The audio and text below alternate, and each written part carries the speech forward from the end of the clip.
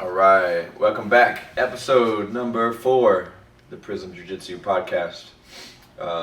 Nick Angeloni. A.G. Fuller. Ian, and we have 3 mics now, so. And Ian doesn't have a last name. Yeah. So yeah, we got 3 mics. We're now officially professional. We have an extra one actually as well. Are we just gonna stick with the Prism Jiu-Jitsu podcast? Is that, I feel like that's just too late to change it now? I like the roll. Yeah. It rolls off the tongue. I like the name. I liked our name when we made it, but I realized like quickly that it was a problem every time I answered the phone, and everyone thinks I was saying Prism Jiu-Jitsu podcast, not podcast. Prism Jiu-Jitsu. They're like, who? Yeah, I got that a couple of times. Did you? You learned Jiu-Jitsu in prison? It's too late now. Can't change it. Well, let's. What do you want to get into? We can talk about a couple of things. Talk about some competitions that we have coming up. We talk about like my competitions that have coming up. Getting ready for those. We can get into. One thing we talked about was that I sent you was. It was a thumbnail. It was like 5 things I wish I knew as a white belt. Yeah, We're getting into definitely. that kind of stuff. Yeah.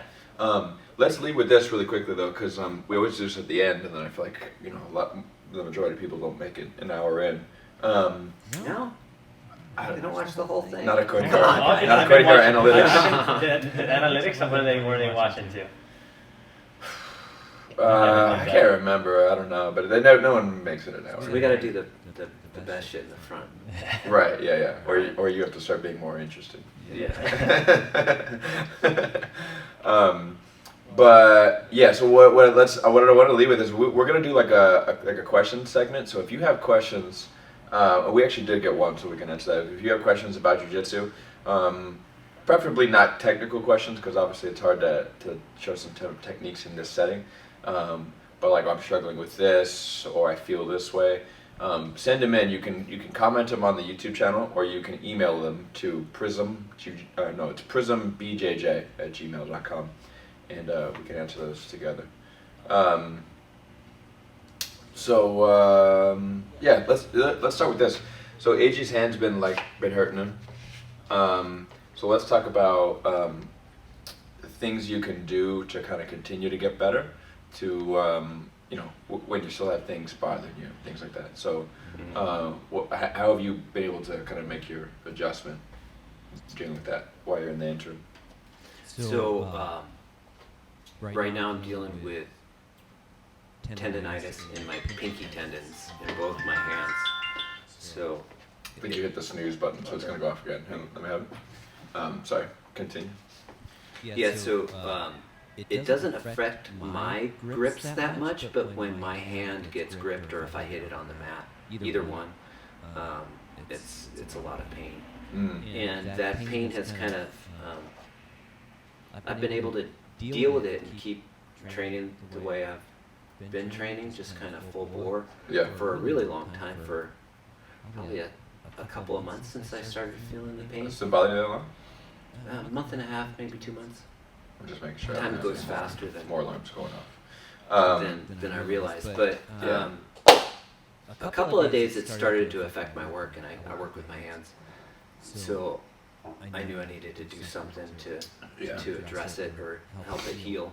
So what we've been doing is I'm coming in to the same amount of classes. I've and just doing the drilling, and so learning the moves, practicing the moves, and doing some lighter situational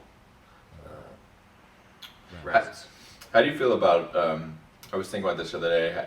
When both you guys, when you're in class, is the drilling section like? And not based on any, like, you could say whatever you want, it's not based on any specific class, but is the drilling section boring to you guys? So it's like, sometimes I'm just like, I just need to get through these drills so I can roll, like, that's what I'm here for. And then sometimes I'm like, or in other stages of my journey, like, I'm like, oh, I love doing these drills, like, it feels cool to learn these new things, or whatever. I guess I'll take it because I started talking. Yeah. And then, I like the drilling. Sometimes it feels like we practice a particular drill for a little bit, like I'm a little bit longer, maybe a couple minutes longer than I need, or I get bored of doing it over and over and over again for however many minutes we do it, or you might get distracted and we don't move on to the next one for a couple extra longer minutes, but that's it. Other than that, I really like, I enjoy getting the reps in. You know. What do you think? Oh, I love the drilling part because you're teaching us new moves and it gives me more ideas. Yeah. And then I just need to get in a situation. Like the situations are great, you know, that we do because it gives us a chance to like, you know, practice what we're learning. And then when we're rolling, I try to implement them, but just trying to figure out how to get in the situation, you know, like set it up. Yeah. So you're talking about, so people don't know, you're talking about this like situational sparring. So like if we learn, like today we worked on escapes from side mount. So you may learn a move like that, but then if you just start grappling, you may never find yourself there all day, you know? And you're like, now that move goes out the window because you never got a chance to use it. But you eventually do. Like it just, you got to keep it in your head, you know, like the other one, the one we were doing yesterday where we were, you know, we have our legs and, you know, we push them out and handing off the, you know, that's a great move. Jailbreak. Yeah, the jailbreak's good, man. Like I'm just trying.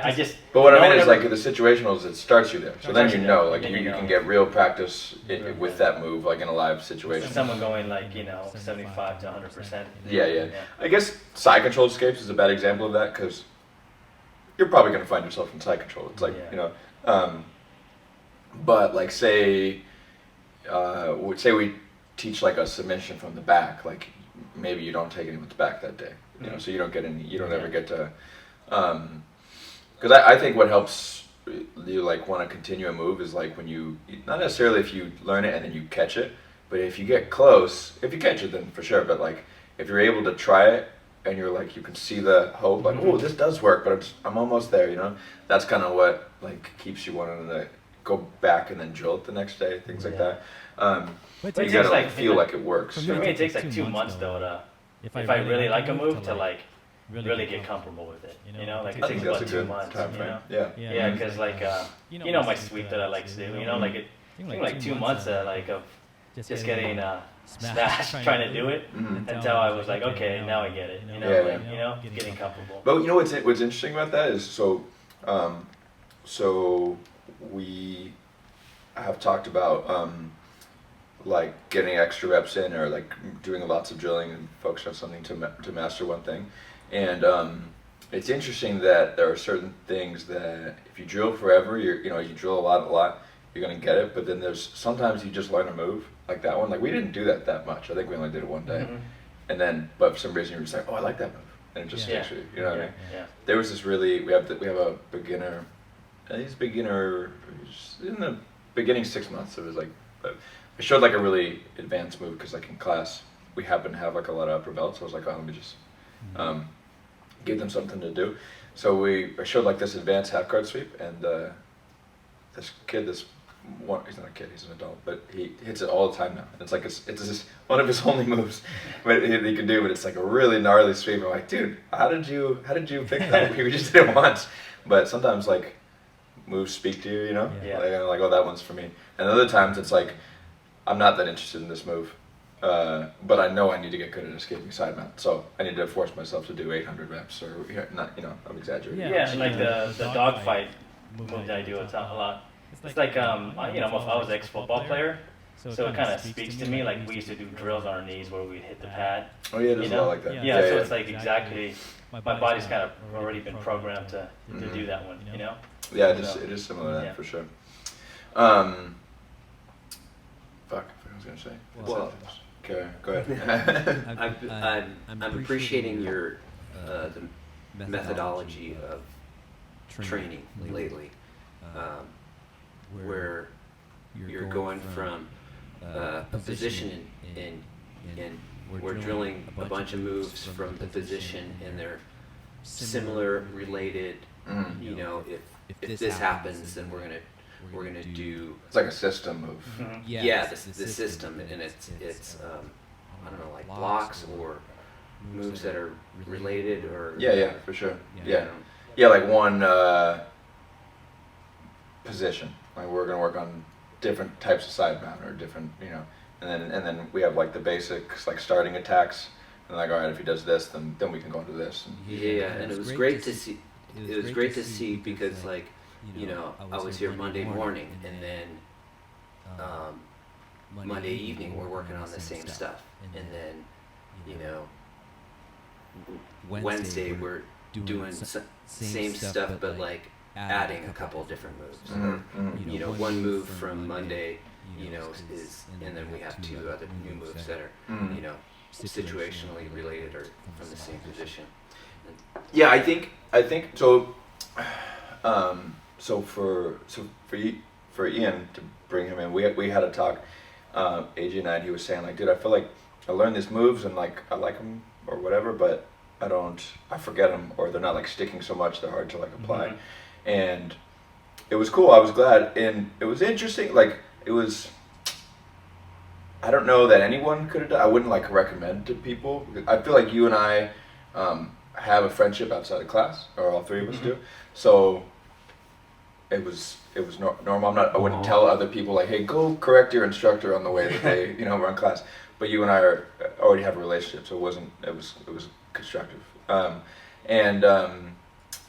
So we made a switch. Well, what was interesting to me, like with the adjustment that I had to make, is after the talk when I was thinking about it, is it seems to me, if I don't pay close attention, it's like I've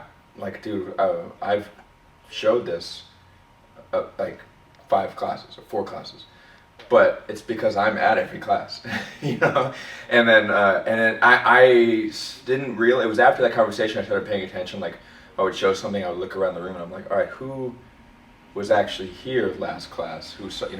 So it was a good adjustment because I felt like we were getting multiple reps, but then when I started to pay attention, it's like, oh well, not everyone is here, or no one is here 3 times a day, So it was pop. Check. Go ahead. Yeah, we're good. Nice. All right, and we're back. We had a camera malfunction. We are still getting our system down here.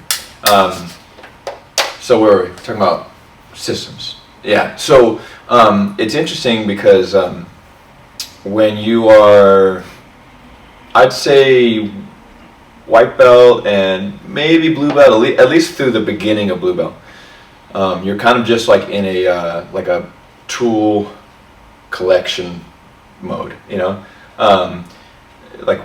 you're just like filling in your jiu-jitsu map with like different moves, and you're just like bringing things in. Once you get like past purple belt, you're still learning new moves, but you don't like need them. Like you're more like learning like, oh, that's a cool move. But it's not like you're not getting to a spot where you're like, I don't know anything to do from here. That doesn't. You should be past that point if you're a solid purple belt. What you're doing then is getting like faster at your reaction time, and also thinking into the future, deeper moves. It's cool because I've heard there's a guy. Have you heard of Josh Waitzkin? You should read. Have you heard of him? Actually, you guys would both be interested for different reasons. A lot. What's that? I feel like you read a lot. I really don't. I should read more. You're always talking about authors and books. And yeah. Shit. I listen to them, but I don't count that as reading. I feel like it's not the same brain exercise. But I listen to some. But anyways, Josh Waitzkin is like a next level genius, and he was like a child chess prodigy. There's that movie Finding Bobby Fischer. Yeah. Yep. So that movie it's not about Bobby Fischer. It's about this kid who is the next Bobby Fischer, quote unquote. And it's based on Josh Waitzkin's life. So that was him. He was like a child chess prodigy. Then he would get to the adult ages. He, for some reason, stopped doing chess. I forget exactly why. Then he got into push hands, which is, this is crazy that this exists, but it's the full contact version of Tai Chi. So yeah, I've seen that. You have, yeah. Cool, yeah. It is cool, yeah, and it made me appreciate Tai Chi more. But he became the first American to win the Tai Chi or to the push hands world championship. Maybe not even the first American. I think he was the first like Chinese and Taiwanese. Isn't he doing jiu-jitsu now? Yeah. So then after that, he started jiu-jitsu. He got a black belt from Marcelo Garcia. Wow. And I think he won worlds at Brown, but by the time he was a black belt, I don't think he competed anymore. But he won major competitions, and then now he does foiling, like surfing, foiling. Okay. You know what I mean? Oh, foiling. Oh, yeah. Foiling. Oh, yeah. okay. It's like kind of like surfing, but the board comes out of the water. Yeah. So he wrote a book called The Art of Learning because his thing is he's like, I'm not like gifted in any of these things. I just have the system of learning like down. I can learn things fast. But how do we get on that subject? There was something I was going to bring back to systems. He's got a system of You have a learning. system to learn. No, that wasn't it. No. System of teaching. What were we saying? Shoot, why did I bring him up? Oh yeah. Okay, nice. So he got his black belt from Marcelo Garcia. What a tangent that was. I'm passionate No, about Josh Waitzkin.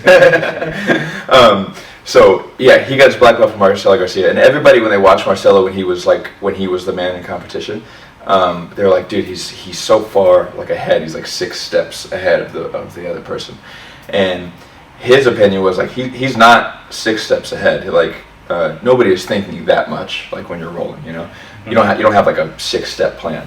He's like 1 or 2 steps ahead, but the thing is like he has his things down so well. He knows exactly, like he knows all of your options, like in each of his positions. When you watch Marcelo compete, north-south chokes, guillotines, rear naked chokes. That's it. You know, you won't see him get too many other submissions once he was like the man, and everyone knew it. They're like, he's gonna try to arm drag me, take my back, rear naked choke me. Everyone knew. But no one could stop it because he had like this great system where he knew, all right, if I start this sequence, this person is only going to do 2 or 3 things. Mm-hmm. And he's seen those 2 or 3 things so much that he has his like pre-recorded like recounters like in the back. Like, I'm not going to get this arm drag, but I know he's going to do this, and I'm ready to jump one right. ahead. So he's got his if-thens all programmed in. Yeah, exactly. Everything's connected. Yeah. Okay. Mm-hmm. So coming back to like being a purple belt is like once you get to that point where like you have your tools in the bag, and you can still learn some new fun techniques or whatever, but it becomes more about creating a system. So it like jumps the line. Right, and a lot of people have heard this. Is John Danaher says this a lot, and I've learned a lot from him. But it jumps the line of progression, whereas the way that Marcelo did it was just by putting like infinite amounts of hours on the mat. Like just he trained like 6 times a day since he was like a little kid. So you can't really help but see the patterns over and over and over. Like, okay, there's a pattern here. But if you learn your moves and plan it out like that, and be like, okay, this is my initiating.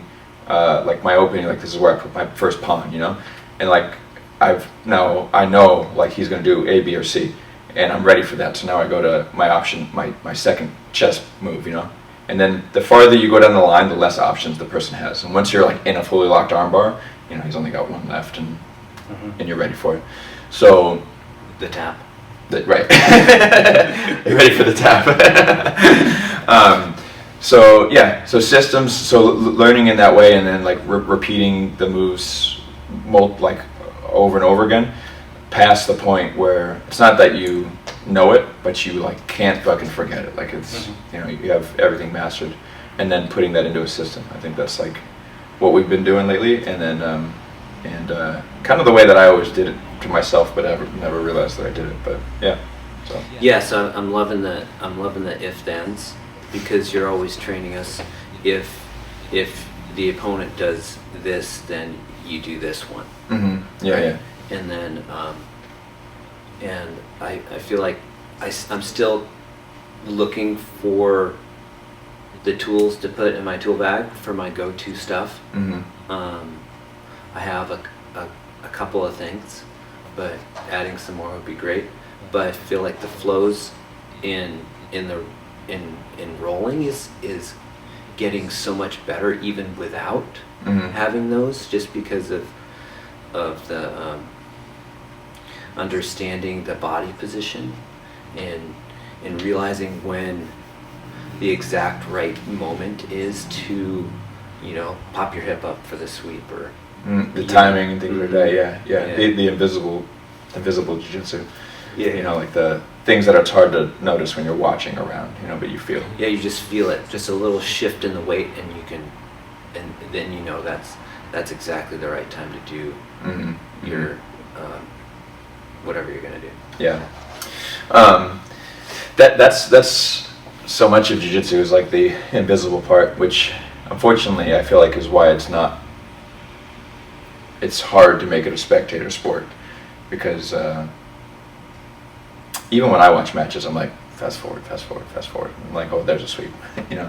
Is that something you feel like you could teach, or is that just something that comes as intuitively as people get used to sparring? And yeah, I think so that's the reason one of the reasons I like lean heavy on a lot of sparring is because I don't think you can teach it. If I had an infinite amount of, if I had one person in front of me and we sat there for all day, I could like, okay, let's practice the exact moment that you bridge this hip, you know what I mean? But I don't even think that would learn it. You wouldn't get there faster than just rolling and having generally good timing. Because I think timing is like anticipation is like a skill that transfers through. It's not like you have good timing for your Oompa escape, but not good timing for some other position. If you have a good sense of anticipation, it transfers to all these different positions. So I think you just have to get it through rolling. If there's a hack for that, I haven't. No, I like that when we roll, because I kind of have like 2 or 3 moves that I connected now in that system that we were talking about, like from half guard. Yeah, from going all the way from full guard. From full guard, I had this little. I go into this position, and they always do the same thing. They see it coming, so they lift the leg, and then I know where to go next. Nice. And then I can go into another move, and then if the other move doesn't work, I'm screwed, because I only have 3. So I'm trying to develop a 4th. You know, like I'm trying to develop a 4th because I'm just like, okay, shit, I'm screwed now. Yeah. Like my 3 options are done now. I just gotta wait it out. You know? So that's what I love so much about jiu-jitsu, though, is the fact that that's even possible. Where in striking, in striking martial arts and other, like, I'm gonna say just specifically striking martial arts, because grappling arts are like inherently going to be slower because you're stuck to each other, you know, and you can feel them move without, even if you don't notice it, you can feel them getting going, so it's easier to think ahead and anticipate. In striking, you can anticipate, but you can it never works out like a movie where it's like, okay, I'm going to throw the right hand, like Sherlock Holmes, you know, like in the Sherlock Holmes movies, where he's like, right hand block, and he's going to do this, and then, you know, weave to avoid attack and counter. Like, it doesn't work like that. But it does work like that in jiu-jitsu. You're like, I'm going to do this, he's going to do this, I'm going to do this, you know? Yeah. It stumped me when I was like doing one of my sweeps. It stumped me when they brought up their leg. I was like, I'm going to ask Nick how to do it, but I thought about it all weekend. I'm like, just put your leg in through and go half guard. You know, like, this is so easy. Like, you can either do the sweep, or you can go in a half guard and then work out a half guard. You know? Okay. So like those two connected now. Yeah. You know, I want to talk about Sherlock Holmes now. Yeah. No, once I was able to connect 2 or 3, I felt like way comfortable. Now I have like somewhere to go. Because before I never had shit where to go. I was like, okay, this doesn't work. I'm not doing it. I'm just gonna sit here and try to use strength. You know. And now I'm not even like it's better that I'm not. That I changed that there's a system, because I don't have to use my strength. I don't have to use so much effort. You know. And crank my neck again. You know. So. It's cool, man. That's what I love about it, is that it's so logical. I think that's kind of the. But you don't get that from drilling. You get that from rolling, right? Like the situations where everybody does the same thing. You know, when they see it coming. You know. I think you get it from both. I think you need to have both. You know. In my opinion, if you took someone who only rolled, I didn't teach him any moves, I just had him show up for sparring, and then I and I had someone who didn't do any sparring, I taught them a bunch of moves. In my opinion, the person who only rolled would win. Like if I had them train separately and then they came together for a match, the person who rolled would win because you their need conditioning would be insane compared to the guy that just drilled. That's true. Let's take conditioning out of it. So like they have all other factors equal, like strength and all that stuff. But I just think that there's no substitute for timing, and you will, if you get smashed enough, you will come up with your own answers. You know. Yeah. Unless you're dumb. Just sleep deficient. Yeah. I mean, just like learning a proper hip escape is like gold, man. You know, like actually like learning how to do it rather than we drill it, but using it in when we're rolling. Because it's such a like it's like I think it's a foundation move, man. You have to have a good hip escape. Yeah. You know, to escape. Like when you're smashing, you gotta keep trying to get that damn thing out. You know, that leg out. You know, like because you know it's like it's doctor pressure. You gotta. I mean, tell me right? Usually like the hip escape's important, man. Like that's the most important. Yeah. I was listening to a podcast.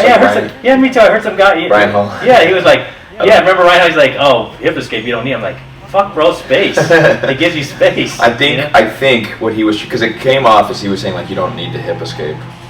To some people, because when that episode came out, I had a few people come like, I heard Ryan Hall say we're not supposed to hip escape, whatever. I think he was just talking shit about shrimping, right?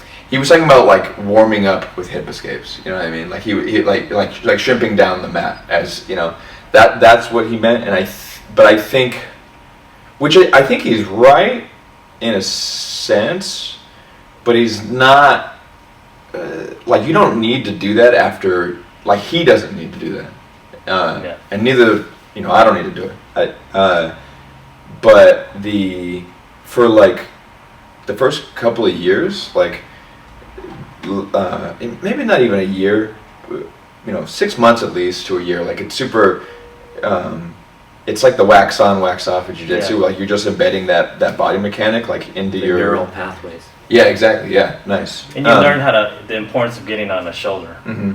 Yeah. And the thing is like, well, we have to warm up anyways. Yeah. Like otherwise we're all gonna get hurt. Like you got to do a warm up, so we might as well make it a movement that applies to that is also going to help people learn the foundations. You know?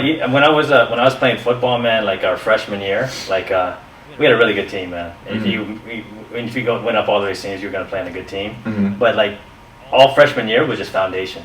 Mm-hmm. We were just like staying low, hitting pads. That'd be like half the practice. Yeah. But when we got to be, you know, JV and seniors, like our technique won games. Yeah. Like won games. Like people didn't practice the basics, man, but we knew the basics of staying low and hitting, and it translated into championships. Mm-hmm. You know, So like I always thought because I was like, why are we doing this for like half the practice in football? Like staying low and just bumping, you're on your knees and just hitting pads, because that's the basic move in that sport, you know. It translated into like winning teams, you know. Mm-hmm. And I saw other teams that didn't do it. I'm like, oh, they don't have no technique, and we do, you know. Yeah. Nice. Well, so should we move on to some of the other things? Yeah. We were going to talk about white belt thing. Things that you should know as a white belt. Let's flip it around before I. Things that you should know as a white belt before you can advance? No, like so we're gonna look at both sides of the coin, but for me, like I'm gonna talk about like if less like things that I know now that if I knew as a white belt I would have got better faster, like that kind of things, you know. Those are always fun. Yeah. like not a. If I was as cool as this in high school. Oh.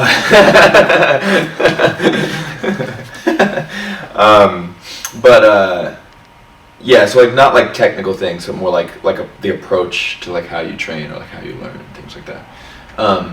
So I'll give my side, but I would like to know like what's the hardest part or the most like frustrating part or for both of you guys, like after class, like what's the hardest thing to do, like in a general sense, not like it's hard to hit this move, but like maybe like a general position that's difficult, or something that you go home and you're like, fuck man, I'm having trouble with this or whatever, you know what I mean? Anything like that for you?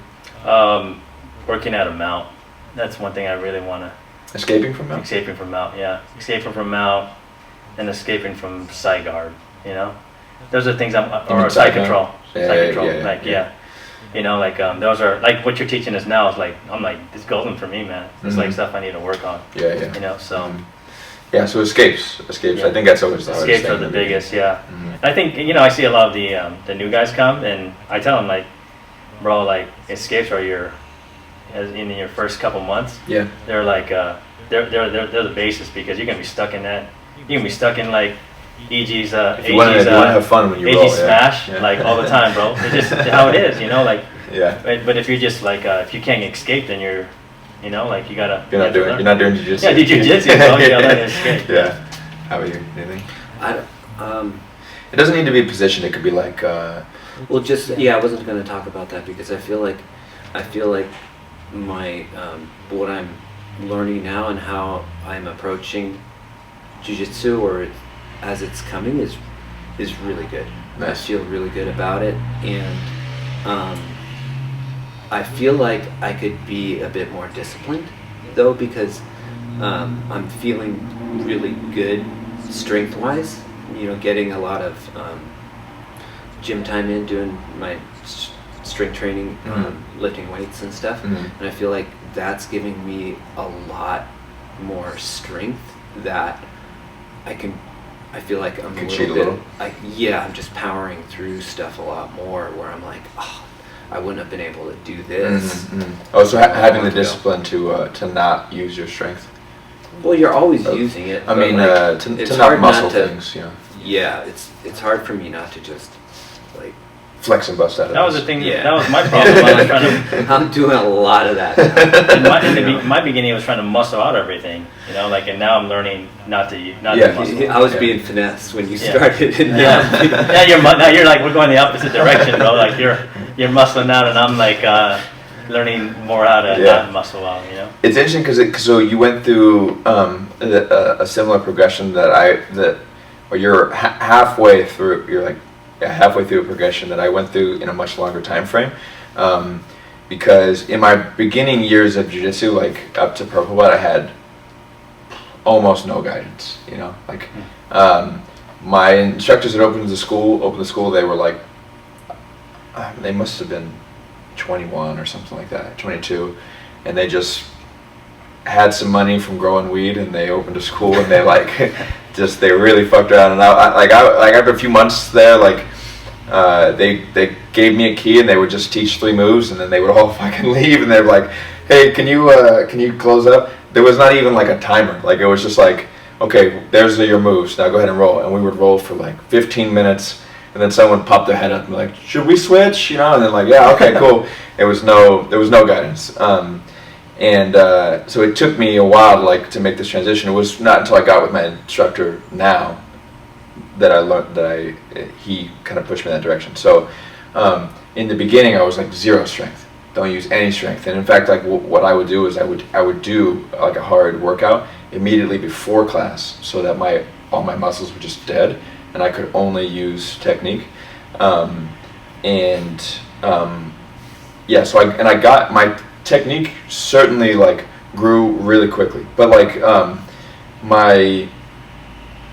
I could have possibly, but my results, like, they bumped up more when my instructor, so it was like my last amateur fight in MMA, my coach, after the fight, like I won, he was like, all right, so I think what I would like to see now is like your technique is really good, but you need to be stronger. Because I would always be in positions where in my head I knew the answers, like this person is doing this wrong, like I should be doing, I can do this, and then I was like, but it's not happening, you know what I mean? Like I would just getting like out physicaled by like better athletes, even though I had the technical answer, you know.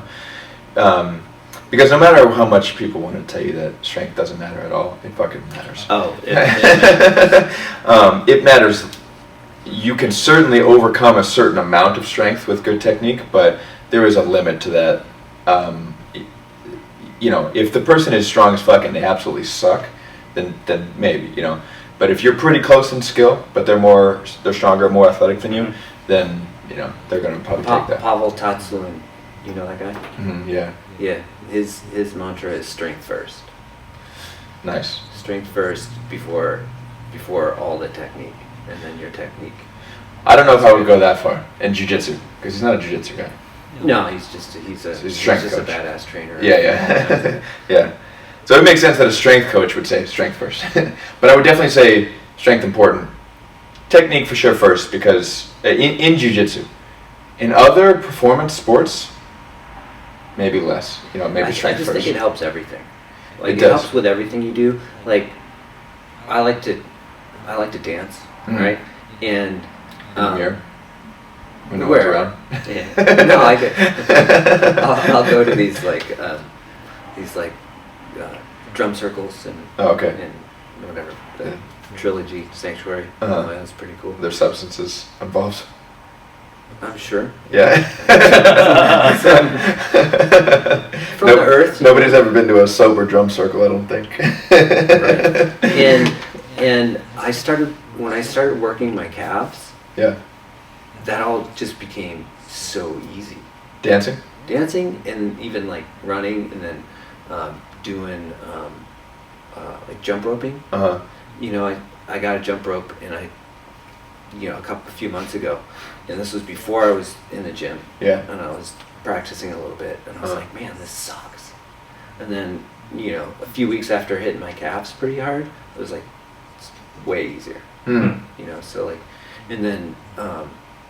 Getting under the bar and squatting, like it just like I knew takedowns before because I have a little bit of history, like years ago, high school wrestling, yeah. Right. So I knew it, but like I'd go down for a takedown and just get smashed a lot of times. And now I'm like I can just power through, like get that takedown. It's faster, and if I get sprawled on, unless the guy weighs like 50 more pounds than me, I could just drive through, pick them up. Yeah. I would say that takedowns is definitely the area where strength matters far more than anything else. Like you could really get by on like in wrestling off strength. If you watch judo, it's not. It's very technical, but those guys are fucking athletes. Like it's not so much as like. In jiu-jitsu, you see the nerds like fucking everyone up.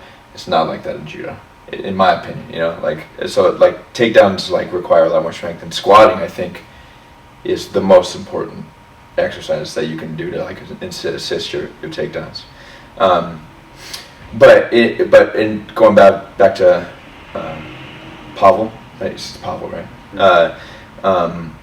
Yeah, in jiu-jitsu, I wouldn't say strength is first because it will ultimately like limit your growth if you don't have like what you were talking about the discipline to like turn the strength down. You know what I mean? When you train, it can like handicap your technical growth. So what I was with the progression that I was talking about that I feel like you're in the same like story arc as I had was. I got really good at technique, and then my instructor was like, "You need to get stronger." And then because I did very little, I basically did zero strength. I did like I did a lot of like plyometrics, a little bit, twice a week maybe, but I did zero strength. And I started getting stronger, and then I was like, "Oh shit, this is like huge," but then I fell in love with the idea that I was strong, and it's really satisfying to do something just like, just crush someone with your squeeze, and I overdid that, and in my mind I had like those memes where it's like the brain with no lights in it, and then it's like lighting up, and then there's like the universe brain, like different, what I'm talking about? You've seen those memes online? It's like a brain that's like dark, and then it'll be like the next progression. Is so it'd be like jiu-jitsu with only technique, and it's like a dark brain, and like now like learning to be strong and applying it to jiu-jitsu, and it's like the brain starts to light up, and there's like a little like a universe little thing coming out, and then it's like being strong but like having strength but focusing on the technique, and then that's like that's the big brain. So like what I learned like pretty recently, like in my journey, like maybe a year ago, where it's like I got so in love with getting stronger and stronger that I was like, okay, I need to be strong, but not like but not go like consciously apply it. I just need the strength to be there, and only think about applying the techniques. But the strength will happen because I am strong. I don't need to like oh, look at how I can just crush this, you know, even though that feels nice. But that to me, like, that took a huge jump in my like technical game, you know. So yeah.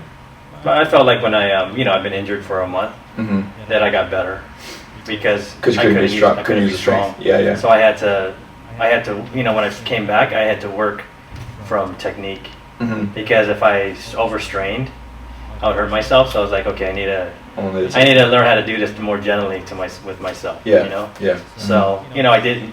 I mean, luckily my wife she trains now, so me and her were we drill in the backyard. Nice. And it helped. It helped a lot. Just like learning where to put my knees and my legs to get that technique down, and So I feel like when I have to overpower, it's not going to happen. I just got to change it to something else. But when it really goes good, like a sweep, is you let the person down gently. There's no slam. It's just like a kind of roll. It's like there's no power. It's just, and then they're just like, oh, and it didn't hurt anybody. But you got the sweep. And I think being injured really changed my mindset. Plus I think it gave me time because I listened to a lot of podcasts when I was hurt to get my mind straight, to keep my mind in the game. And George St. Pierre said something like, he said he trains like an hour a day in the gym because his mind gets overloaded and he needs to process it all. And I think that.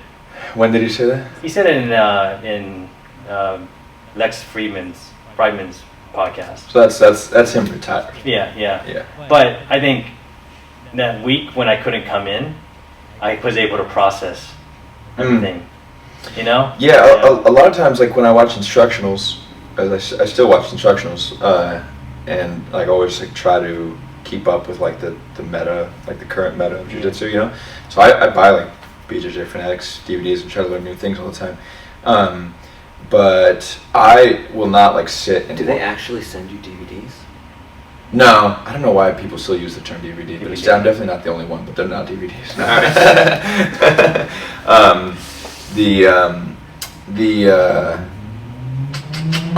People will sit and watch like an entire thing, and I'm like, dude, that does no good. Like I'll watch like 2 moves and be like, I need to marinate this now, and I'll just shut it off. And then move on. Like, and when I'm driving, that's usually what I'm thinking about, like how to apply moves and stuff. That's why I love Brandon McCaffrey's 1-minute jiu-jitsu hacks. Oh yeah, I've come across those. Those are cool because it's like small, digestible little tidbits. It's one move. It's like this is the Khabib, leg wrap to mount. Yeah. He also, I feel like, has like some of the best video quality. And like if you watch BJJ Fanatics, the quality is fucking awful. Yeah. It's so awful. You can hear the cameraman like breathing behind the camera, and like it's all shaky, and it's really, really bad.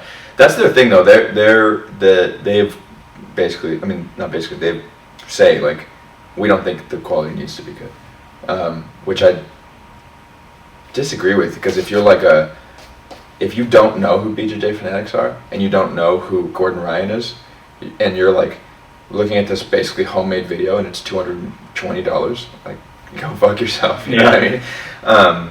But that being said, they have a much more successful business than I do, so maybe I don't know what I'm talking about. Man, they have. Well, they started when it really didn't matter because none of the quality was that great with a lot of the instructional. Right, that's videos. true. I was watching one, and now their name is already like set, so they don't necessarily need to like. I was watching one of them with JiuJitsu, and he was wearing an Aloha shirt. I'm like, I don't know who that is. The surfer, Joel. We were talking about the other day. Joel Tudor? Joel Tudor, he was wearing an Aloha shirt. I was like, hey man, maybe you sell some tapes for an Aloha shirt rolling, Dude, let me say this. I'll tell this. It was going to apply to both of you guys, but and everyone out there, if you're getting into jiu-jitsu, if you think that it's creative to take the first half of your name and put jitsu on the end, I can't do e-jitsu on my. Dude, everyone I know. Or rolls. rolls. Yeah. So many people like, you get your blue belt. Well, my name is now JiuJitsu. I'm like, bro, that's not even catchy. Like, man, I can't. I've lost count of how many people I know. You could go through my Instagram, like my people that I follow, and it's just like one syllable and jitsu, like all the way down. Yeah. So your handle, Nick Angeloni 155. That's your weight class. When I was in MMA, I was in 155. Yeah. Oh, okay. Yeah. Now. How much do you weigh now? 70. I'm probably close to 180 because I'm supposed to compete tomorrow at 190, but I'm usually in the mid 70s. Yeah. When I was fighting, because the weigh-in process is different. So like I don't weigh. I'm only like maybe 3 pounds heavier than I was when I was fighting, but I would usually lose like about 16ish pounds. Week of, that was my process. How does from a white belt perspective, how do the weight classes work in tournaments? It depends on what tournament you're in. Those are all different. Yeah. Okay.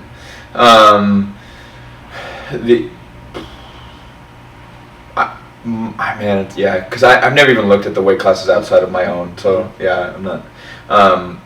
My weight class in IBJJF, I think, is 77. Oh, and what do you think of the masters, like our age group? What do you mean? What I think of that? Is it competitive? Like what should we expect when we compete in our age group? So I've competed in Masters 1 twice, which is like 30 to 37, or sometimes it's 30 to 40, depends on how big the tournament is. And it's really cool because most of the guys are going to work the next day, and when you go in the bullpen and you're with your group, everybody introduce like, hey, how you doing? What's your name? Like, it's fun. Everybody's like, we're here to have a good time. We all have to go to work tomorrow.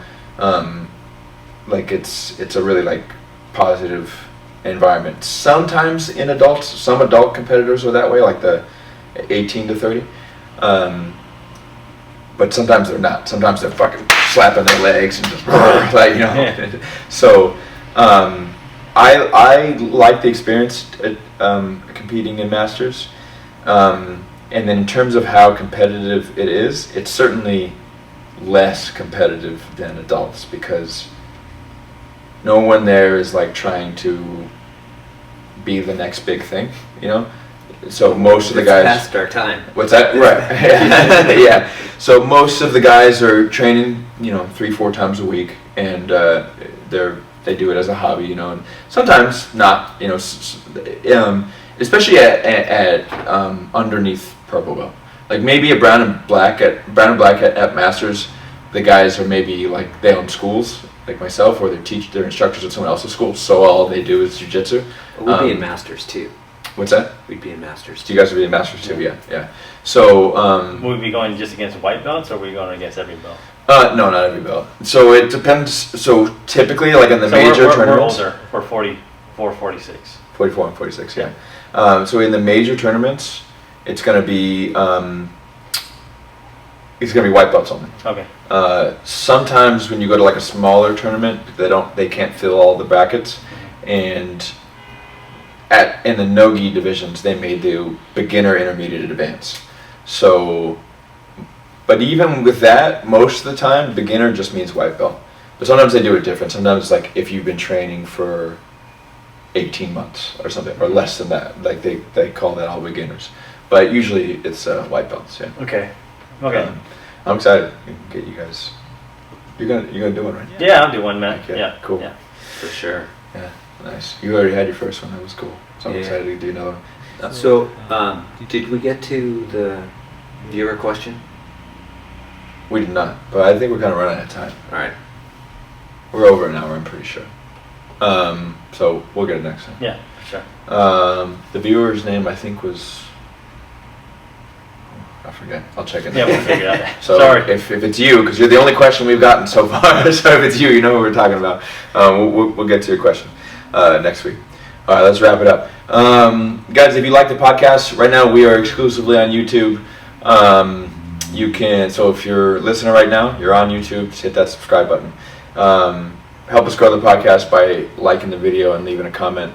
Leave us your questions if you got some. You can follow me on all social media platforms at Nick Angeloni 155. And then you can find me. You can find me at EAN_510 on Instagram. And I'm EIJI Photo 2.0 on Instagram. Nice, cool.